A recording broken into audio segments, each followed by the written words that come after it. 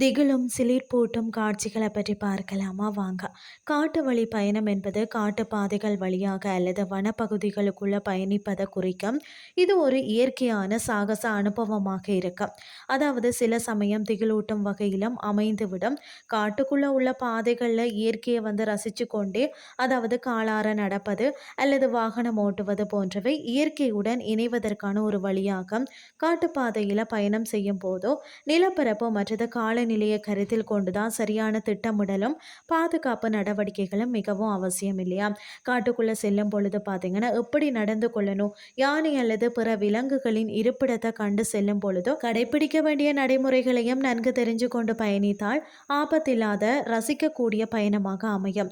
காட்டுக்குள்ள பயணம் என்பது வனவிலங்கு சரணாலயங்கள், சதுப்பு நில காடுகள் மற்றது காடுகளில் இயற்கையான அனுபவங்களை தேடி செல்வதாகும். இதில் பார்த்தீங்கன்னா புலிகள், யானைகள், மான்கள், கரடிகள் மற்றது பல்வேறு பறவைகள் போன்ற வனவிலங்குகளை அவற்றின் இயற்கையான வாழ்விடங்களில் காண முடியும். மரங்களின் மீது பார்த்தீங்கன்னா சோம்பல் கரடியின் நக அடையாளங்களையும், யானை குட்டிகளுடன் இருக்கக்கூடிய யானைகள் போன்ற இயற்கையான சிலிர்ப்பூட்டக்கூடிய காட்சிகளையும் காண முடியும். காட்டு விலங்குகளுக்கு எந்த விதமான இடைஞ்சல்களையும் எரிச்சல்களையும் ஏற்படுத்தாமல் இருந்தாலே காட்டு பயணம் மிகவும் பத்திரமான ஒரு சாகச பயணமாக அமையும். அதாவது காட்டு பயணம் என்பது ஒரு சாகசமான ஒரு இயற்கையோடு இணைந்த அனுபவமாகவும் இருக்கிறதா. இதனை பாதுகாப்பானதாகவும் சுவாரஸ்யமானதாகவும் ஆக்குறதுக்கு தான் முதல்ல நாம செல்லவிருக்கக்கூடிய காட்டை பற்றி நமக்கு தெரிஞ்சிருக்கணும். காலநிலை, வனவிலங்கு மற்றது அங்க இருக்கக்கூடிய விதிமுறைகளையும் தெரிஞ்சு கொள்ளணும். காட்டு பயணத்துக்கு பார்த்தீங்கன்னா முதல் உதவி பட்டி மற்றது ஜிபிஎஸ் திசை காட்டி, டார்ச் லைட், தீப்பெட்டி, தண்ணீர் பாட்டில்கள், இந்த மாதிரி ஸ்நாக் போன்ற அத்தியாவசிய பொருட்களை எடுத்து செல்வதும், அணியக்கூடிய ஆடைகள் உடல் முழுவதையும் கவர் பண்ணும் வகையில் நீண்ட கைச்சட்டைகள், பேண்ட் அந்த மாதிரியான உடைகளை அணிந்து செல்வது அவசியம்.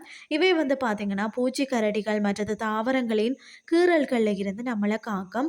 விலங்குகளின் பார்த்தீங்கன்னா தடயங்கள் அல்லது எச்சங்களை கண்டால் எச்சரிக்கையுடன் நடந்து கொள்வதும், வனவிலங்குகளை தொந்தரவு செய்யாமல் பாதுகாப்பான தூரத்தை கடைப்பிடிப்பதும் மகிழ்ச்சியான ஒரு காட்டு பயணத்திற்கு உதவும்னே சொல்லலாம். முக்கியமாக பார்த்தீங்கன்னா சுற்றுச்சூழல் மாசுபாடு ஏற்படாமல் இருக்கிறதுக்கு தான் குப்பைகளை வீசாமல் நம்முடன் எடுத்து சென்று நியமிக்கப்பட்ட குப்பை தொட்டிகளில் போடுவதும், காட்டின் அமைதியை சீர்குலைக்காமல் பாதுகாப்பதும் தான் காட்டு பயணத்தை ஒரு மறக்க முடியாத ஒரு மகிழ்ச்சி நிறைந்த பயணமாக ஆக்கும்னே சொல்லலாம். இன்றைய ஹிஸ்ட்ரி உங்களுக்கு பிரயோசனமாக அமைஞ்சிருக்கும்னு சொல்லி நானும் நம்புகிறேன். இதே மாதிரி மற்றும் ஒரு கிறிஸ்டின் வேலை உங்களை சந்திக்கிறேன். நன்றி.